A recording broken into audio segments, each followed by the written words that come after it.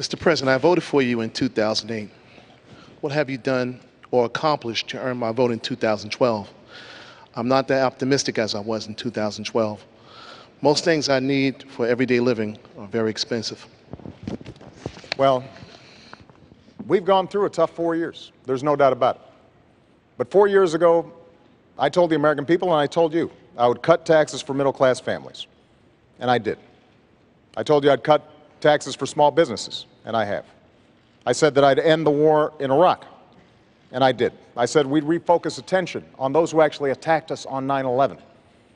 And we have gone after al-Qaeda's leadership like never before, and Osama bin Laden is dead. I said that we would put in place health care reform to make sure that insurance companies can't jerk you around, and if you don't have health insurance, that you'd have a chance to get affordable insurance. And I have. I committed that I would rein in the excesses of Wall Street, and we passed the toughest Wall Street reforms since the 1930s. We've created 5 million jobs, gone from 800,000 jobs a month being lost, and we are making progress. We saved an auto industry that was on the brink of collapse. Now, does that mean you're not struggling? Absolutely not. A lot of us are. And that's why the plan that I've put forward for manufacturing and education and reducing our deficit in a sensible way, using the savings from ending wars to rebuild America and putting people back to work, making sure that we are controlling our own energy, but not just the energy of today, but also the energy of the future. All those things will make a difference. So the point is, the commitments I've made, I've kept. And those that I haven't been able to keep, it's not for lack of trying, and we're going to get it done in a second term. But you should pay attention to this campaign because Governor Romney has made some commitments as well.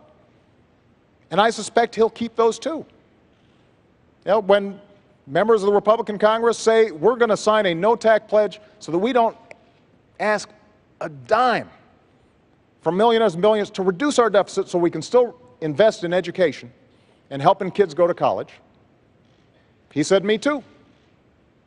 When they said, we're going to cut Planned Parenthood funding, he said, me too. When he said, we're going to repeal Obamacare, first thing I'm going to do, despite the fact that it's the same health care plan that he passed in Massachusetts and is working well, he said, me too.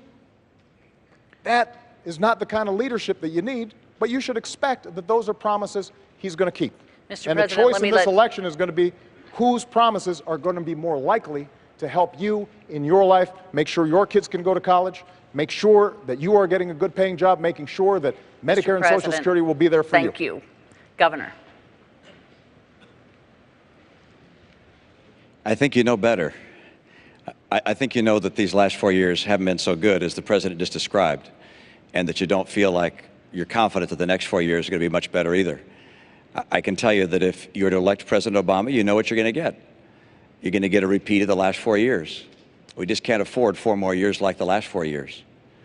He said that by now we'd have unemployment at 5.4%. The difference between where it is and 5.4% is 9 million Americans without work. I wasn't the one that said 5.4%. This was the President's plan. Didn't get there. He said he would have by now put forward a plan to reform Medicare and Social Security because he pointed out they're on the road to bankruptcy. He would reform them.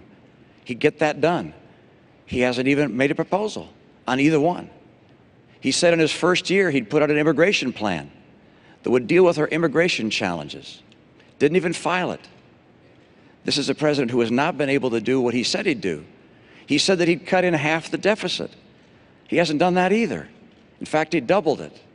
He said that by now middle-income families would have a reduction in their health insurance premiums by $2,500 a year. It's gone up by $2,500 a year. And if Obamacare is passed or implemented, it's already been passed, if it's implemented fully, it'll be another $2,500 on top. The middle class is getting crushed under the policies of a president who has not understood what it takes to get the economy working again. He keeps saying, look, I've created 5 million jobs. That's after losing 5 million jobs. The entire record is such that the unemployment has not been reduced in this country. The unemployment, the number of people who are still looking for work, is still 23 million Americans. There are more people in poverty, 1 out of 6 people in poverty. How about food stamps? When he took office, 32 million people were on food stamps. Today, 47 million people are on food stamps. How about the growth of the economy? It's growing more slowly this year than last year, and more slowly last year than the year before. The president wants to do well, I understand, but the policies he's put in place, from Obamacare to Dodd-Frank, to his tax policies, to his regulatory policies, these policies combined have not led this economy take off and grow like it could have. You might say, well, you got an example of when it worked better? Yeah. In the Reagan recession, where unemployment hit 10.8%, between that period, the end of that recession, and equivalent period of time to today, Ronald Reagan's recovery created twice as many jobs as this president's recovery. 5 million jobs doesn't even keep up with our population growth.